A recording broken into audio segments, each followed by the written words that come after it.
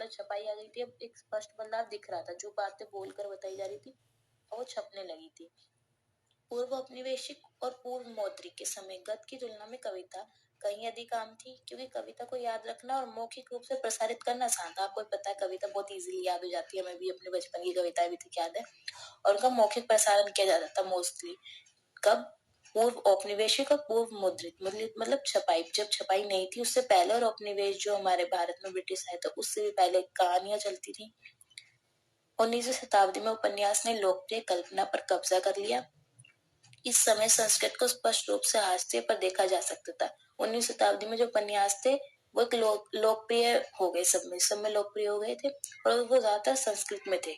19वीं शताब्दी में नाजिर अहमद की मिरात अल अरूस, श्रीमती कॉलिंस की 10 लेयर्स लेन जैसे ऐतिहासिक उपन्यास शामिल हैं, जो भारत में राष्ट्रवाद उदय के साथ आगे बढ़े हैं। ये कुछ उपन्यास जो राष्ट्रवाद की भावनाओं को बढ़ाते हैं। सामाजिक परंपरा और प्रथाओं की प्रारंभिक कट्टरपंथी आलोचना को मुसलमान के बढ़ते अलगाव के साथ साथ हिंदू धर्म के एक अधिक सत्तावादी और रूढ़िवादी रूप से बदल दिया। उदाहरण के लिए बंकिम चंद्र का आनंद मठ वंदे मातरम के नारे के साथ औपनिवेशवाद विरोधी राष्ट्रवाद का एक केंद्रीय मूल मंत्र बन गया था। सब जो वंदे मातरम जो था हमारा, आपको पता ही है, राष्ट्रवाद की भावना को प्रेरित करने के लिए एक नारा है, और उसको बंकिम चंद्र चटर्जी ने लिखा है। उपन्यास के अलावा विशेष रूप से 19वीं शताब्दी के अंत से 20वीं शताब्दी में पत्रिकाएं, आत्मकथाएं, यात्रा वृत्तांत भी तेजी से लोकप्रिय, मतलब उपन्यास तो हुई मुद्रित माध्यम जब आया, और भी चीजें जैसे पत्रिकाएं, आत्मकथाएं, यात्रा वृत्तांत, ये सब भी बहुत ज्यादा तेजी से वो लोकप्रिय हुए। यात्रा वृत्तांत एक तरह से ब्लॉग्स बोल सकते हैं, जो हम जो आजकल के लैंग्वेज में इधर ब्लॉग्स बोलते हैं, हम जो इधर उधर कहीं भी जाते हैं तो सबको बताते हैं कि क्या था, कैसे करना है, वगैरह वगैरह, वो सब इसी में ही आएगा, यात्रा वृत्तांत में। पत्रिकाएं, पंडित जुगल किशोर शुक्ल ने उद्धत मार्तंड नामक पहला समाचार पत्र सह पत्रिका निकालना आरंभ किया था। सबसे पहले उद्धत मार्तंड आया था पत्रिका के रूप में। गोरखपुर में गीता प्रेस का प्रकाशन आरंभ हुआ, जिसका प्रकाशन कल्याण मुख्य रूप से हिंदू धर्म कथाओं और हिंदू राष्ट्रवाद के बारे में लेखों को समर्पित था।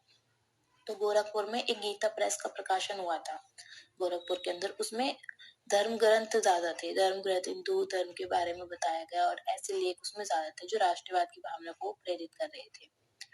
स्वतंत्र भारत में पत्रिकाएं लोकप्रिय बनी रही। हिंदी में लोकप्रिय पत्रिकाएं Times of India, Dharmyug Hindustan Times और साप्ताहिक हिंदुस्तान शामिल है। मतलब कि कुछ और भी लोकप्रिय कथाएं उनके बारे में बताया गया। टाइम्स ऑफ इंडिया का धर्मयुग है, हिंदुस्तान टाइम्स का हिंदुस्तान है।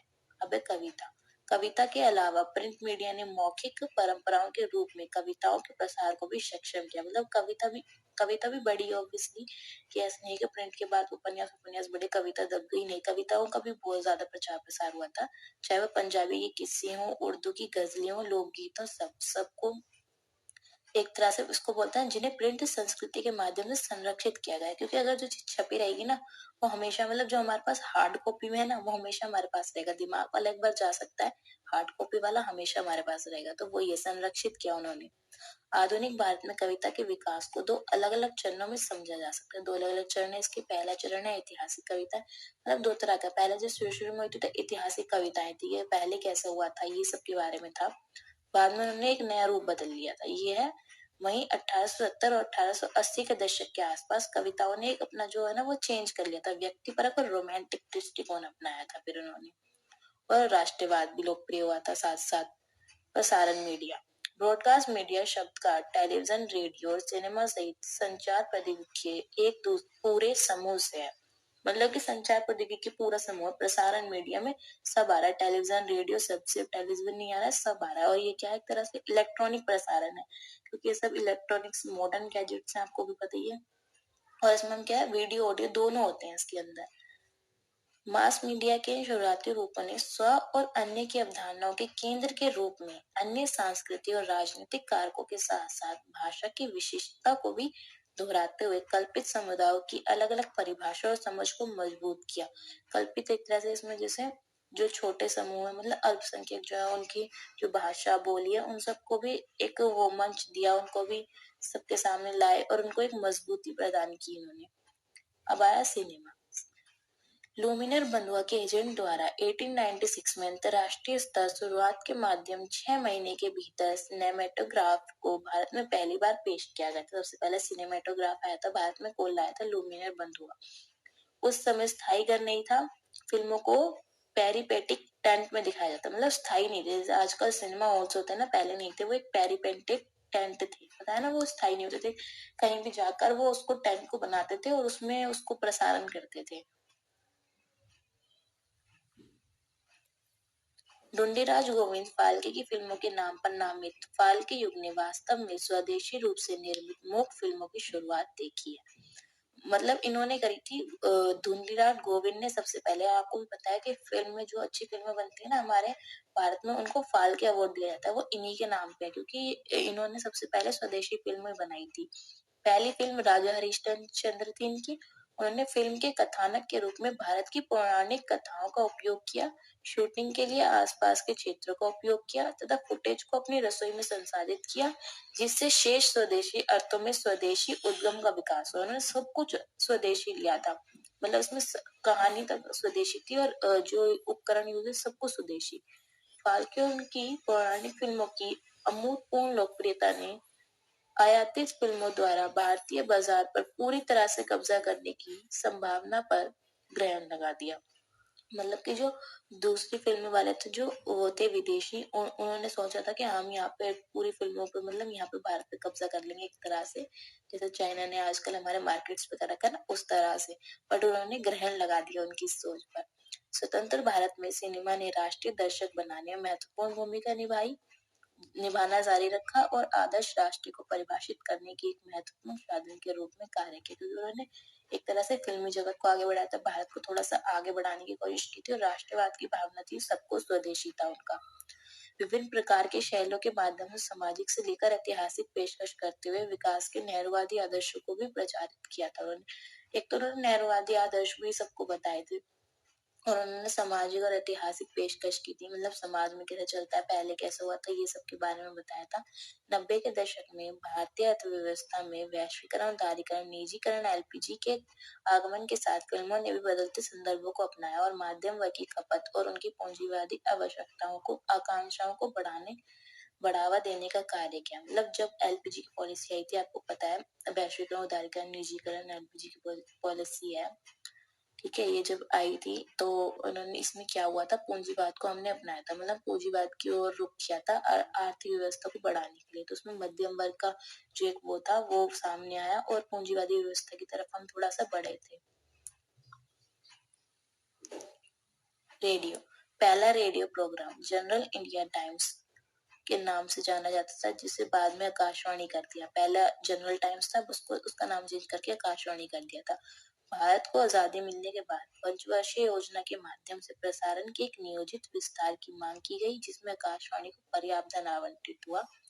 पंचवर्षीय योजना आई थी, आप सबको पता है, स्वतंत्रता के बाद, जिसने शास्त्रीय संगीत, लोक संगीत, गजल, भजन जैसे विभिन्न प्रकार के गायन को देश भर में लोकप्रिय बनाने में महत्वपूर्ण भूमिका निभाई। मतलब रेडियो ने जो है ना संगीत, गीत, इन सबको भी फेमस किया था। आपको पता है हम रेडियो पे गाने ही सुनते हैं ज्यादातर, पर इसके साथ साथ ब्रॉडकास्ट भी होते हैं रेडियो पे, सिर्फ गाने ही नहीं होते। तो वही बताया कि रेडियो भी समाचार के प्रमुख स्रोत के रूप में उभरा, जो देश भर में महत्वपूर्ण राजनीतिक, सामाजिक और सांस्कृतिक कार्यक्रम का एक साप्ताहिक दौर था। उसने मतलब कि राजनीति को भी बहुत आगे बढ़ाया था, क्योंकि जैसे गणतंत्र दिवस था, जो ऐसे हमारे जो भारतीय दिवस होते हैं ना, सॉरी भारतीय कह रहे हो, देश के जो दिवस वगैरह होते हैं, स्वतंत्रता दिवस, गणतंत्र दिवस, इन सब पे जो राष्ट्रपति और प्रधानमंत्री होते थे ना, वो अपना भाषण जो देते थे ना पहले टाइम पे, वो रेडियो पे ही देते थे। टेलीविजन, भारत में 1970 के दशक में टेलीविजन की शुरुआत एक विलासिता की वस्तु के रूप में हुई थी। जल्दी ये सामान्य उपयोगिता की वस्तु बन गई। स्टार्टिंग में तो विलासिता, मतलब जो लग्जरी लाइफ होती है ना, उसके लिए इसका उपयोग किया जाता है, पर बाद में ये एक आमसी और उपयोगिता की वस्तु बन गई, मतलब जरूरत की वस्तु बन गई थी। 1977 के पातकाल के बाद चुनावों में टेलीविजन की संभावित शक्ति की मान्यता में विरोध किया। मतलब जब ये हुआ था 1977 को, 1977 का पातकाल लगा था ना, तो बहुत विद्रोह हुए थे। इंदिरा गांधी के टाइम पे जब लगा था तो बहुत विद्रोह हुए थे। इन सबको रोकने में टेलीविजन ने थोड़ी सी भूमिका अपनी निभाई है। सरकार ने ना उसको, एक बॉबी नाम है फिल्म का, उसको प्रचार प्रसार करने के लिए बोला था फिर, ठीक है। रैली में भीड़ को कम करने के प्रयास में दिल्ली के टेलीविजन स्टेशन को पॉपी फिल्म दिखाने का आदेश किया था उन्होंने। शुरुआत में दूरदर्शन एकमात्र चैनल बना रहा। एलपीजी के बाद निजीकरण के तहत जैसे चैनल सामने आए, जैसे स्टार टीवी, सीएनएन, जी टीवी, ये सब जो है, ये आपको आपको अभी भी पता है, स्टार टीवी और जी टीवी तो, और सबसे पुराना तो दूरदर्शन है ही, और ये दूरदर्शन सबसे पुराना था, पर बाद में नए नए चैनल्स भी आ गए थे जो हमने वैश्वीकरण को अपनाया था। ये विदेशी चैनल है, ठीक है। अब है डिजिटल मीडिया। भारत में इंटरनेट मुख्य रूप से उपयोगकर्ताओं के दो समूह के माध्यम से शुरू हुआ। सॉफ्टवेयर विकास उपयोगिता, जिन्हें अमेरिका में अपने समकक्षों से जुड़ने की आवश्यकता थी, और अकादमिक उपयोगकर्ता। डिजिटल मीडिया, ये इंटरनेट का जमाना है। इंटरनेट की बात की गई है, इसको स्टार्टिंग में दो रूप से हुआ था। एक तो काम करने वाले लोगों के लिए जो अपने ऑफिसों के वर्क, जैसे ई सर्विस बोलते हैं ना, हर चीज के लिए हम बोलते हैं ऑनलाइन कर लो, उस तरह से, और कैसे हम विदेशों से जुड़ सकते हैं, उसके लिए था पहला। और दूसरा था अकादमिक उपयोगकर्ता, मतलब हम सब। अकादमिक मतलब एकेडमिक, पढ़ाई से रिलेटेड। अकादमिक समुदाय ने जल्दी इसका अनुसरण किया और इलेक्ट्रॉनिक्स विभाग के शिक्षा और अनुसंधान नेटवर्क परियोजनाओं के माध्यम से इंटरनेट तक पहुंच प्राप्त की। तो उन्होंने क्या करा, इंटरनेट तक पहुंच प्राप्त कर ली थी। ओ सॉरी, हम सबने ना इंटरनेट तक पहुंच प्राप्त कर ली थी, मतलब अब हमें सब कुछ इंटरनेट पर मिलता था, सब कुछ इंटरनेट पे डलने लगा, और हम वहीं से लेके और अपना काम करने लगे, पढ़ने लगे। शिक्षा अनुसंधान था, मतलब उन्होंने भी अपना सारा काम जो है नेट से शुरू कर दिया, जैसे कि अभी आपको पता ही है, हमारी बुक्स भी ऑनलाइन ही आई है पीडीएफ के रूप में। तो इसका पूरा सारांश क्या था, मीडिया के विभिन्न राज्यों का एक और लोकप्रिय सांस्कृतिक साम्राज्यवाद के एक साधन के रूप में, और दूसरी ओर साधारण और ज्ञान को बदलने और राजनीतिक प्रतिक्रियाओं को आकार देने के लिए कैसे इस्तेमाल किया।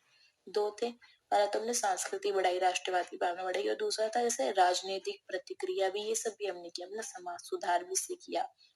दो पहलू हो गए इसके, पर इसका पूरा ओवरऑल यही था कि टेलीविजन, सिनेमा, रेडियो, इन सब के कैसे आए भारत में, और कैसे इन्होंने हमारे राष्ट्रवाद में योगदान दिया, कैसे उसको बढ़ाया, हमें स्वतंत्रता प्राप्त करने के लिए कैसे कैसे कार्य करे, इसमें यही था।